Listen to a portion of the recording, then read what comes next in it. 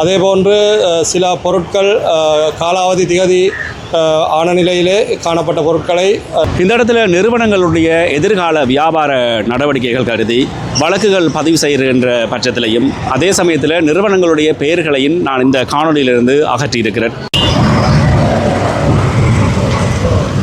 வைக்கல ஆனால் -18 தான் அந்த ஸ்டோரேஜ் -18 தான் வைக்கலாம் அப்படின்னா அந்த எடுக்கணும். ரவி எடுங்க உடனே. இந்த இடத்துல காலாவதியான சாக்லேட்டுகள் கண்டுபிடிக்கப்பட்டிருக்கிறது. 2026/4 தேதியோட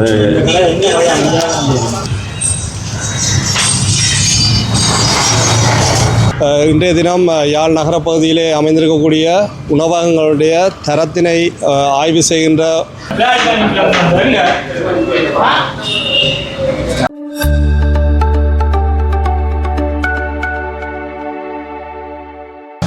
வணக்கம் அன்பு உள்ளங்களை, நான் ரஜீவன். மீண்டும் யாழ்ப்பாணத்திலிருந்து இன்றைய தினம் யாழ் நகர பகுதிகளில் குறிப்பாக காங்கேசன்துறை வீதியில் அமைந்திருக்கின்ற சில உணவகங்களுக்கு யாழ் மாநகர சபையினுடைய சுகாதார பிரிவு அதே சமயத்தில் பொது சுகாதார பரிசோதகர்கள் இன்றைய தினம் ஒரு அதிரடியாக திடீர் பரிசோதனை நடவடிக்கையில் ஈடுபட்டிருக்கிறார்கள்.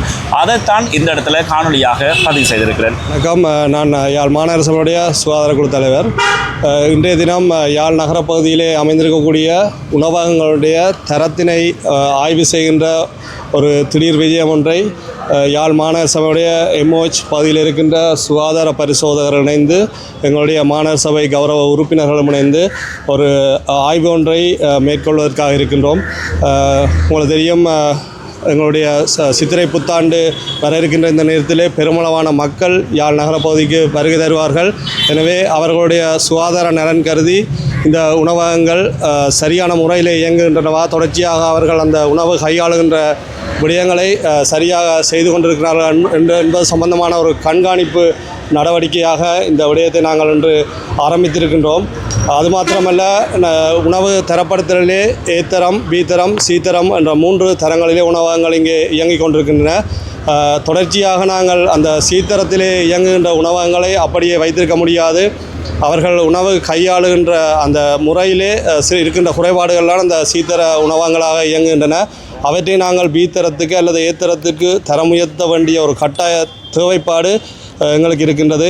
இதனை நாங்கள் முதலாக யாழ் மாநகர செய்வதுதான் இந்த C தரத்திலிருந்து உணவகங்களை B தரத்திற்கும் A தரத்திற்கும் தரம் உயர்த்துகின்ற ஒரு நடவடிக்கையை ஆரம்பித்திருக்கின்றோம். வருங்காலத்திலே தொடர்ச்சியாக C தரத்தில் இருக்கிற உணவகங்கள் இயங்க முடியாத ஒரு நிலைமை ஏற்படும். எனவே அனைத்து உணவக உரிமையாளர்களும் இதை கருத்தில் கொண்டு உங்களுடைய உணவு கையாளுகின்ற விடயத்தை நீங்கள் சரியாக மேற்கொண்டு உங்களுடைய உணவு பாதுகாப்பை சரியாக மேற்கொண்டு மக்களுக்கான சிறந்த தரமான உணவுகளை வழங்குவதற்காக நீங்கள் B தரத்திற்கோ அல்லது A தரத்திற்கோ தரம் உயர வேண்டிய ஒரு கட்டாய நிலையிலே நீங்கள் இருக்கின்றீர்கள். இதில் உங்களுக்கு சில இடர்பாடுகள் இருக்கலாம். அவற்றுக்கு எங்களுடைய ஆலோசனைகள் மூலமாகவும் நாங்கள் உங்களுக்கான ஒரு ஆதரவை நாங்கள் தர இருக்கின்றோம். உடனடியாக அவர்களுக்கான நாங்கள் எந்த ஒரு சட்ட நடவடிக்கை மேற்கொள்ளப்பட போவதில்லை. ஆனால் தொடர்ச்சியாக நீங்கள் C தரத்தில் இயங்க முடியாத என்ற ஒரு நிலைமையை நாங்கள் உங்களுக்கு இந்த இடத்திலே தெரியப்படுத்தி இருக்கின்றோம். தற்பொழுது நாங்கள் இந்த KKS வீதியிலிருந்து ஆரம்பித்து அனைத்து உணவகங்களையும் எந்த பாரபட்சமின்றி சரியான முறையில் இயங்குகின்ற என்ற ஒரு ஆய்வை தற்போது மேற்கொள்வதற்காக இங்கே வந்திருக்கின்றோம். அனைவருக்கும் வணக்கம். இன்றைய தினம் யாழ் மாநகர சபையினுடைய சுகாதார பிரிவினரால் சுகாதார குழு மாநகர சபை உறுப்பினர்கள் மற்றும் MOH தலைமையிலான CPHI எங்களோட சுகாதார உத்தியோகத்தர்கள் எல்லாருமே சேர்ந்து எங்களோட கடைகளை உணவகங்கள் எல்லாத்தையுமே நாங்கள் ஒரு பார்வையிட இருக்கின்றோம். ஏன்னா காரணம் உங்களுக்கு தெரியும், இலங்கையினுடையதும் ஆசியாவினுடைய ஒரு சுற்றுலாத்தலமாக யாழ்ப்பாணம் மாநகரம் அறிவிக்கப்பட்ட நிலையில் பெருமளவான சுற்றுலா பயணிகள் யாழ்ப்பாணம் மாநகரத்துக்கு வருகை தந்து கொண்டிருக்கின்றார்கள். தமிழகம் மட்டுமில்லை, வெளிநாடுகளிலிருந்து இந்த சீசனுக்கு அதிகளவான வெளிநாட்டவர்களும் சொல்லக்கூடிய இடமாக யாழ் மாநகரம் காணப்படுகின்றது. இந்த வகையிலே யாழ்ப்பாண நகரத்தினுடைய உணவகங்களை தூய்மையாகவும் சுத்தமாகவும் வைத்திருக்க வேண்டிய பொறுப்பு யாழ்ப்பாண மாநகர சபைக்கு இருக்கின்றது. குறிப்பாக மாநகர சபையினுடைய சுகாதார பிரிவினருக்கு, சுகாதார துணையினருக்கு இந்த பொறுப்பும் கடமையும் நிச்சயமாக இருக்கின்றது. இந்த அடிப்படையிலே எங்களுடைய கௌரவ முதல்வருடைய தலைமையில் இந்த சபை அமைந்திருக்கின்றது.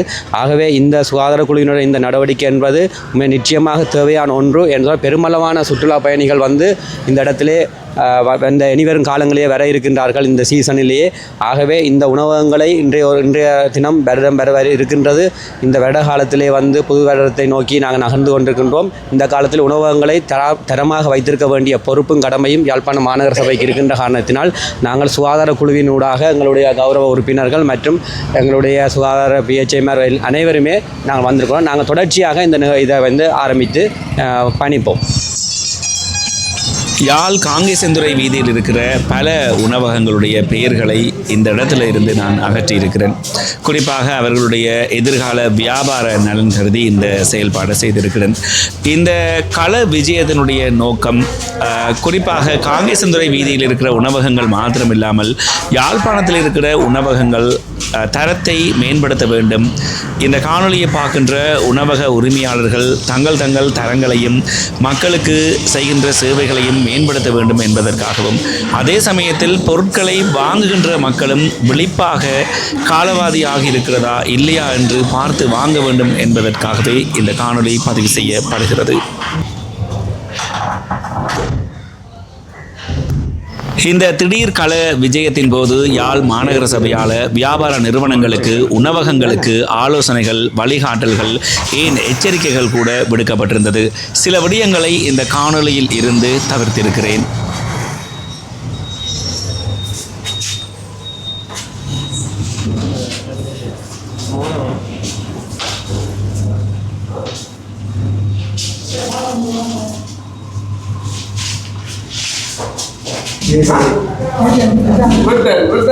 பாக்ஸில் போட்டு பேக் பண்ணி போட்டு எழுதி வைக்க வேணும். ஆட்டை கொண்டு போகிறது கொண்டு போகிறோம். சாப்பாடு கடைகள் அப்படி இருந்துச்சுன்னா நாங்கள் சாப்பிட்றதுக்கு பேசப்படுற ஒன்று பெட்டிக்கிற போட்டு ரிட்டர்ன் எழுதி போட்டு வைக்கணும்.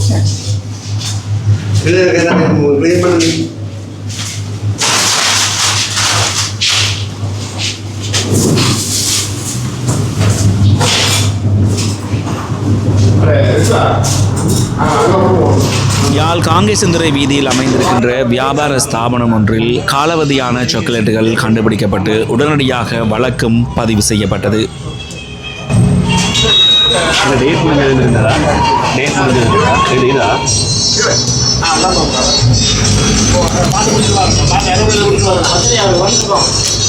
இந்த இடத்துல காலாவதியான சாக்லேட்டுகள் கண்டுபிடிக்கப்பட்டிருக்கிறது.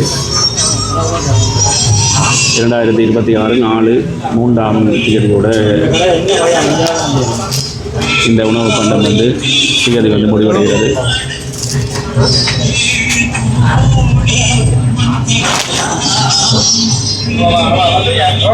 இருக்கா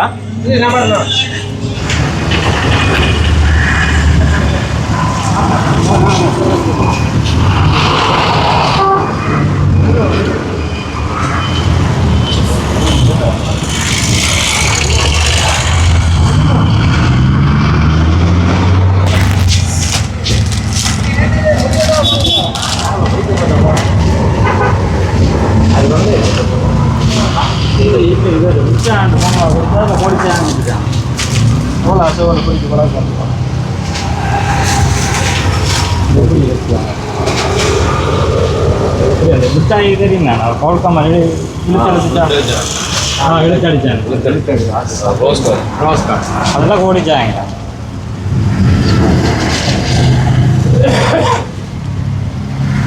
ஆமாம், பைக்கிங் செய்யறேன்னு சொன்னால் மெடிக்கல் எடுக்கணும்.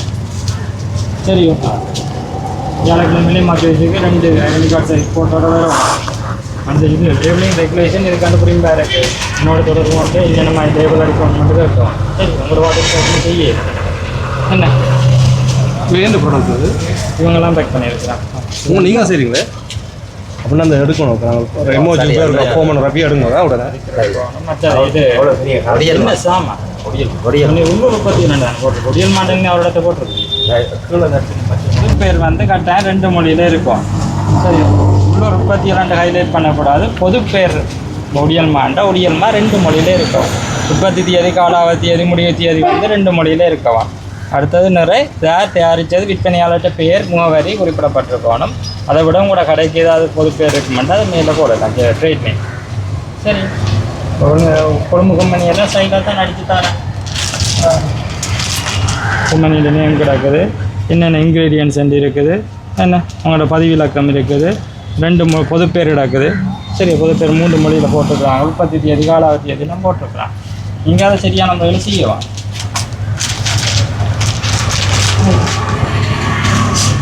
இப்போ உள்ளூர் உற்பத்தியில் ஊக்குவிக்கிறோமா நான் சரியாக செய்தீங்கன்னா சந்தோஷம். நல்ல விஷயம். சின்ன சின்ன விஷயங்கள்லாம் மாற்றினா செய்யும். சின்ன பிள்ளை இது செலவும் இல்லை தானே.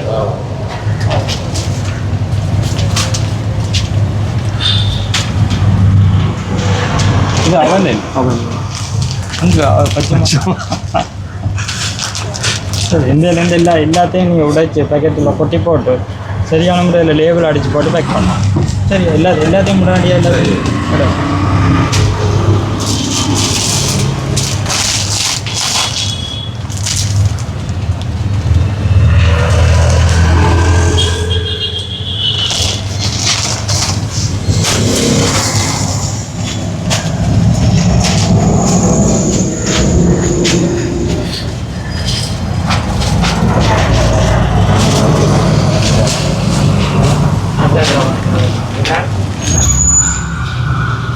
டேட் இருக்கா?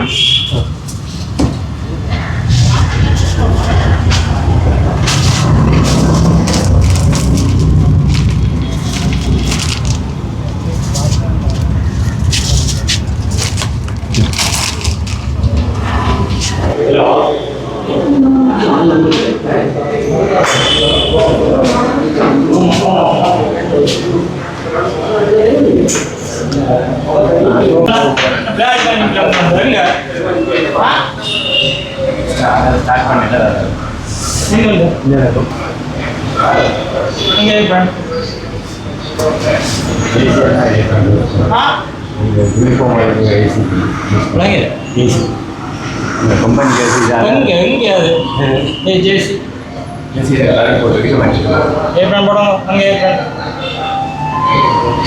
ஏப்ரன் இல்லையா? அத்தனை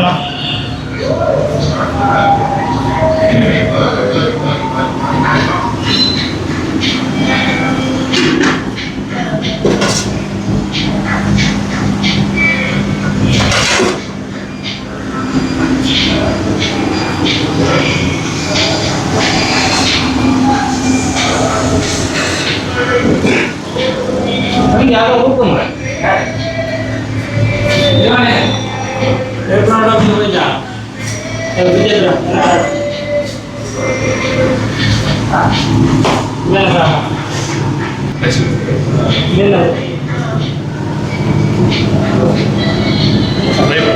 ஃப்ரை பண்ணில இவங்க சாமா வைக்கலாமாண்டா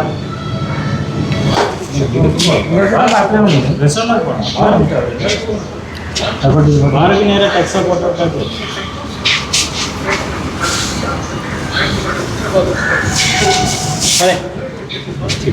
குடிச்சு கொட்டுறா.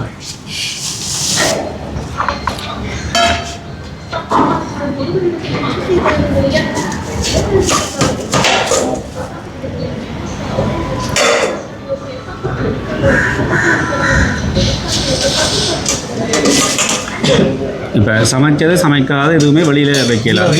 சமைச்ச சாப்பாடும் சமைக்காத சாப்பாடும் ஃப்ரிட்ஜுக்குள்ள ஒன்றா ஸ்டோர் பண்ணிடலாம். ஸ்டோர் பண்ணிடலாம். அதே ஃப்ரிட்ஜுக்குள்ள அதில் ஒன்றா வச்சிருக்கணும். அதாவது இந்த வெஜிடபிள்ஸ் வந்து மார்க்கெட்லேருந்து வாங்கிருக்கலாம்.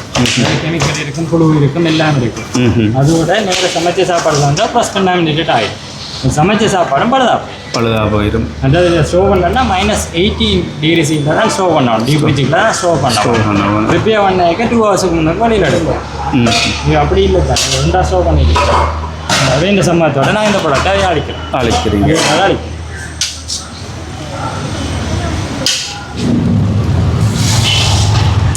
இந்த இடத்துல நிறுவனங்களுடைய எதிர்கால வியாபார நடவடிக்கைகள் கருதி வழக்குகள் பதிவு செய்கின்ற பட்சத்திலையும் அதே சமயத்தில் நிறுவனங்களுடைய பெயர்களையும் நான் இந்த காணொலியிலிருந்து அகற்றியிருக்கிறேன்.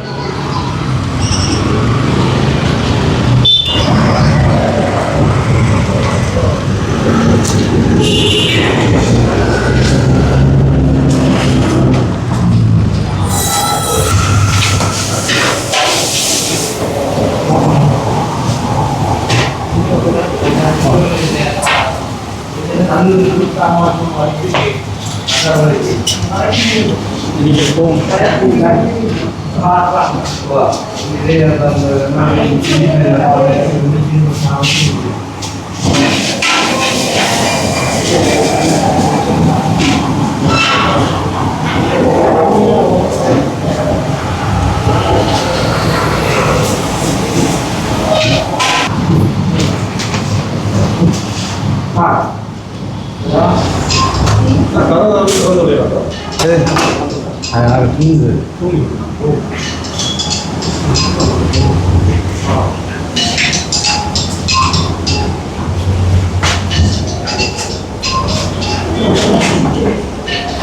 இன்றைய தினம் பல உணவகங்களும் ஒரு சில பலசரக்கு வியாபார நிலையங்களும் பரிசோதனைக்கு உட்படுத்தப்பட்டது.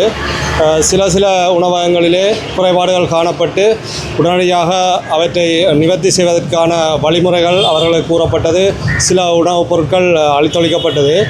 எனவே தொடர்ச்சியாக நாங்கள் பல்வேறு பகுதிகளிலேயும் திடீர் கள விஜயங்களை நாங்கள் மேற்கொள்ள இருக்கின்றோம். எனவே தயவுசெய்து உங்கள் உணவகங்களை மிகுந்த சுகாதாரமான நிலையிலே மக்களுக்கு சுகாதாரமான உணவுகளை வழங்குவதற்கு ஏற்ற வகையிலே நீங்கள் பராமரிக்க வேண்டும் என்று நாங்கள் கேட்டுக்கொள்கின்றோம்.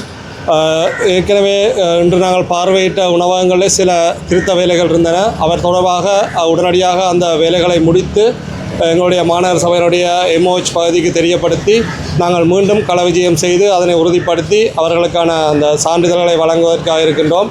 அதேபோன்று சில பொருட்கள் காலாவதி திகதி ஆன நிலையிலே காணப்பட்ட பொருட்களை நாங்கள் வழக்கு பதிவு செய்ய வேண்டிய நிலைமையில் இருந்தோம். நிச்சயம் அவர்களுக்கான வழக்குகள் பதிவு செய்யப்பட்டிருக்கின்றன.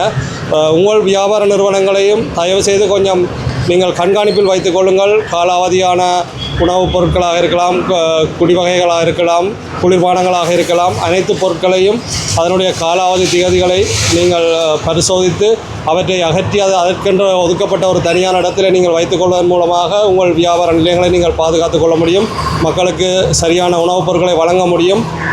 அது மாத்திரமல்ல, இனிவரும் காலங்களிலே நாங்கள் இந்த திடீர் விஜயங்களை மேற்கொள்ளுகின்ற பொழுது தொடர்ச்சியாக அவர்களுக்கு மன்னிப்புகளை வழங்க முடியாது என்ற ஒரு துர்ப்பாக்கியமான நிலைமையில் நாங்கள் இருக்கின்றோம். எனவே இனிவரும் காலங்களிலே நாங்கள் நிச்சயமாக வழக்கு பதிய வேண்டிய ஒரு நிலைமையிலே தான் இருக்கின்றோம். எனவே அதற்கு ஏற்றவாறு உங்கள் வியாபார நிலையங்களையும் உணவகங்களையும் சுத்தமாகவும் சுகாதாரமாகவும் பேணி வைத்துக் கொள்ளுமாறு கேட்டுக்கொள்கிறேன். அது மாத்திரமல்ல, உங்கள் பிரதேசங்களிலே இப்படியான உணவகங்கள் சுகாதார